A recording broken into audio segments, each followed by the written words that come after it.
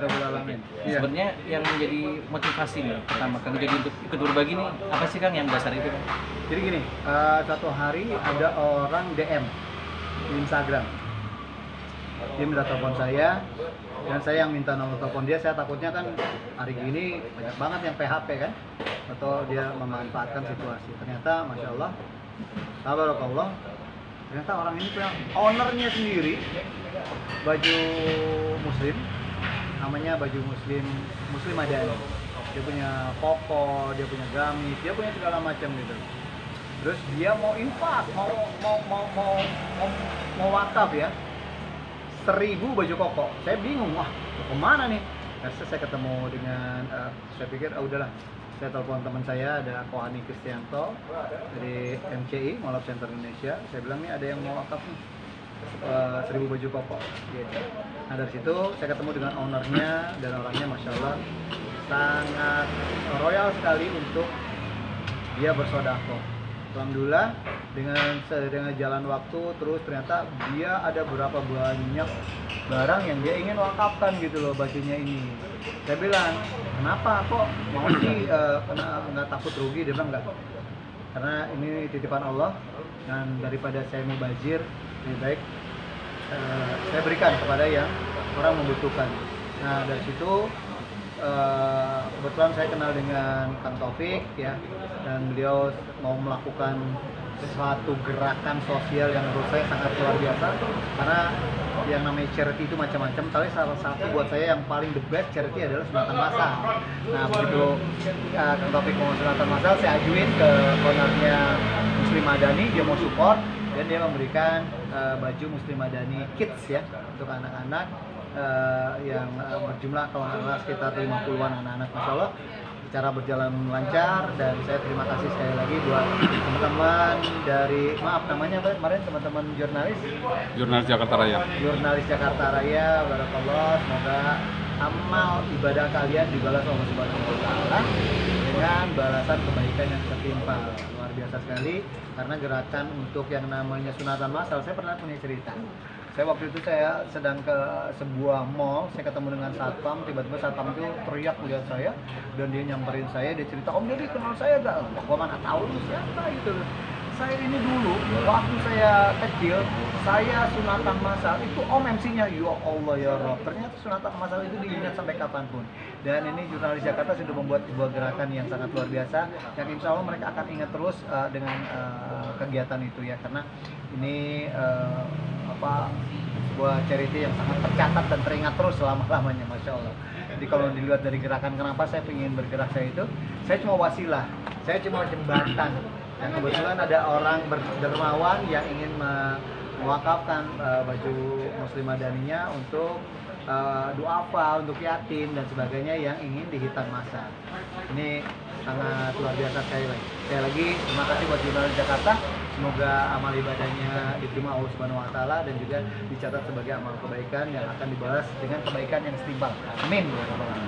Kang, ini artinya udah ada perubahan nih.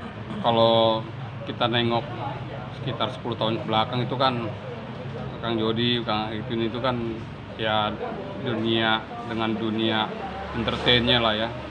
Sekarang Kang Jody ini udah kayaknya apa jatuhnya bisnis atau apa nih? Apa memang sekarang menekuni ada juga niat berbagi saham kah atau apa seperti apa?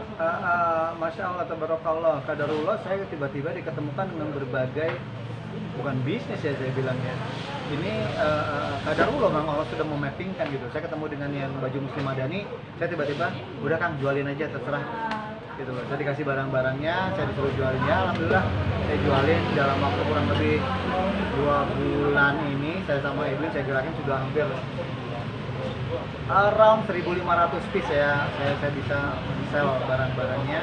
Dan itu juga rata-rata mereka yang beli barang itu, karena saya bilang ini barang saya kalau diamanahkan saya akan serahkan juga kepada duafa, kepada para marbot, kepada para guru ngaji di musola-musola. Dan mereka banyak yang Bisa banyak yang wakaf untuk tolong nih, ini gue punya duit segini, lu cariin sendiri. Nah, saya tinggal foto-fotoin, saya kirim. Sampai ada juga dari teman saya dari Australia, ketika saya kirim fotonya itu dia marah gitu.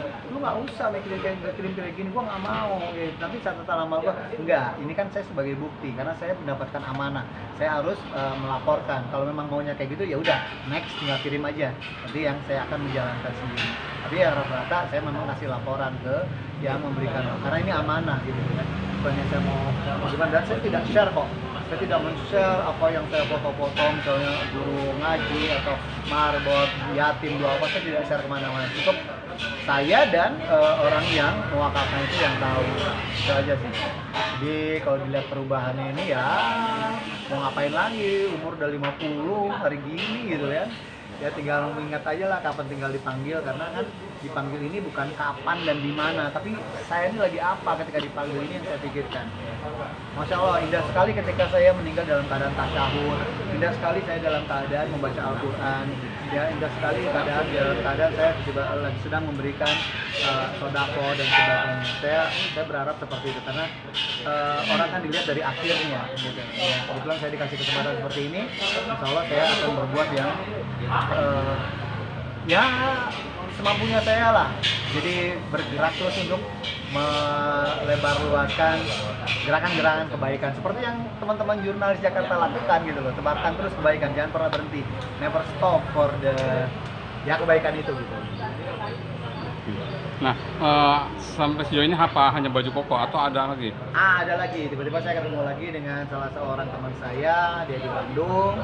Terus tiba-tiba dia menawarkan sebuah produk yang saya juga tadinya cuma iseng aja, ih bagus ya gitu loh. Mau nggak Kang gue bikinin? Mau banget gitu loh ya. Nah terciptalah ini. Ini saya ada, ini sendal. Ini sendal Langkah Baik brandnya, ya. Ini ada saya, di boxnya juga saya mencoba untuk ada hadis, ya.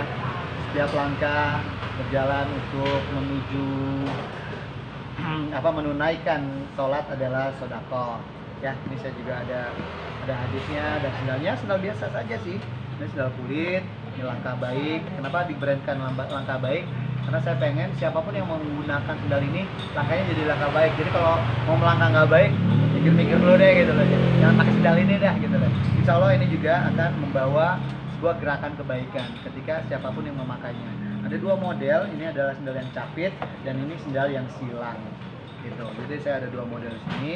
Ini insya Allah sudah launching ya, sudah rilis juga sendalnya, bisa di open PO sih ya. Nanti linknya juga bisa didapatkan. Nggak, harganya juga nggak terlalu mahal, tapi insya Allah nyaman ya, karena semuanya kulit gitu. Kalau seperti itu kan. Jadi ada dua produk ini. Dan satu lagi saya sedang membuat kaos kurta. Ya, jadi t-shirt tapi kurta ya. Kurta itu jadi panjang segini. Jadi kalau dia sholat, kalau ini pendek tuh aman gitu loh, untuk ruku, untuk sujud insya Allah aman. Saya bikin kaos kurta, brandnya Harus Baik. Nah, kalau ini Langkah Baik, kalau yang di kaos kurtanya Harus Baik. Kang, berarti bisa dilihat brand Langkah Baik ini kalau orang yang makin teringat dengan Kang Jody nih. Insya Allah seperti itu. Tapi mungkin juga ini bisa menjadi sebuah giveaway. Ini menjadi gift buat orang ketika gua kasih ini aja lah, ya kan, mudah-mudahan selanjutnya dia langkahnya akan menjadi baik. Karena pasti orang kan kepengen sebuah kebaikan. Karena kebaikan itu indah banget kalau ngomong soal kebaikan gitu loh. Semuanya pengen, aduh, kalau udah yang namanya baik-baik tuh, ini baik banget ya dia gitu.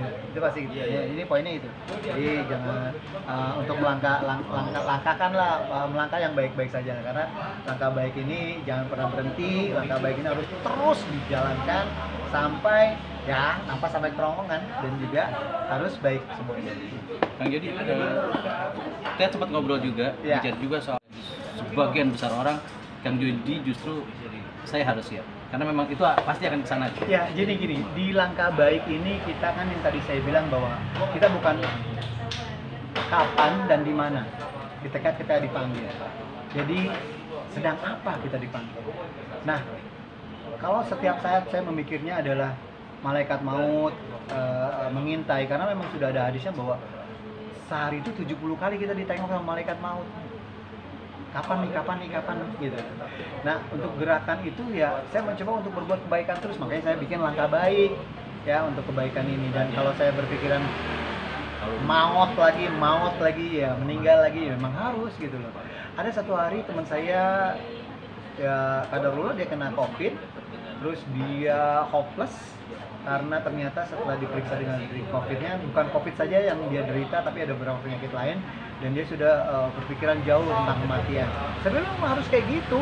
Saya tiap hari, tiap saat, bahkan setiap sholat, ya udah saya pikir ini sholat saya yang terakhir, Ternyata masya Allah ketika saya mengingat kematian, sholat saya alhamdulillah insya Allah saya khusyuk. Ya sempat lempar sedikit sih gitu loh. Terus saya balik lagi. Karena ketika kita takbiratul ihram, kadang-kadang ya Allah kecil, lebih gedean kunci motor daripada Allah. Dari baru takbiratul ihram, kenapa motor gua taruh situ, kenapa kunci motor udah gua cabut atau belum. Jadi kayak gitu loh. Jadi lebih besar kunci motor benda di dunia daripada Allah. Nah ini yang membuat saya ingin terus melakukan gerakan kebaikan ketika saya melakukan hal itu. Dan saya ingat ketika saya dipanggil sama Allah, sama malaikat maut, saya dalam sebuah gerakan kebaikan. Kenapa saya pengennya mati terus ya? Mungkin juga yang memicu saya adalah saya sudah punya 3 ring jantung, saya sudah punya 2 balon jantung yang secara medik kondisi jantung saya juga tidak seperti dulu lagi, fungsinya tinggal 20% kalau nggak salah dokter bilang. Jadi ini harus saya manfaatkan betul kebaikan yang saya lakukan itu.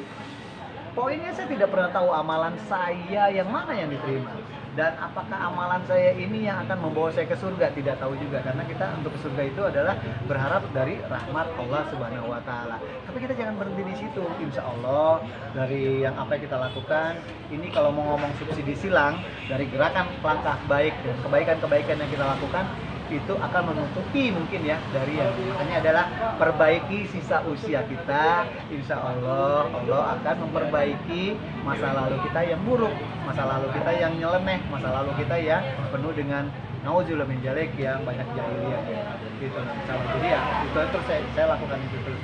Gerakan-gerakan kebaikan, makanya saya sampai bikin langkah baik ini gitu, dan juga bikin risetnya juga harus baik. Ada juga kemarin Ustadz bilang, waduh kalau harus baik sepertinya pemaksaan nih. Memang begitu Ustadz, maaf Ustadz, saya berkaca dari diri saya sendiri. Kalau tidak mulai dari sekarang untuk berbuat baik, mau kapan lagi? Mau entar-entaran, aduh kita kan nggak pernah tahu kapan dipanggil, usia udah gocap, ntar dulu deh, kayaknya gue masih ini, kok yakin banget gitu loh kalau kita masih dikasih umur panjang. Saya setiap ketemu orang saya selalu bilang, mohon maaf ya, mungkin hari ini saya ketemu terakhir sama kamu, mohon maaf, tolong maafin saya. Dimanapun ketika saya sharing hijrah di luar kota dan sebagainya, saya selalu bilang gitu, tolong kalau ada yang pernah tersakiti dengan saya mohon maaf. Di sini juga saya mau di kesempatan ini juga saya pengen minta maaf kalau seandainya saya pernah berbuat sesuatu yang menyakitkan gitu loh ya. Ya insya Allah apa yang saya lakukan tadi juga mungkin adalah sebuah langkah kebaikan gitu loh, supaya saya pengen menutup mata orang senyum gitu loh. Saya kemarin ketika masuk ke usia 50 tahun saya bilang sama anak istri saja, ayo kalau papa pergi jangan ada yang nangis, udah kita semua pasti kesana kok, senyum aja, nikmatin aja, kadarullah memang saudaranya sudah seperti itu. Oke, thank you Bang. Kang,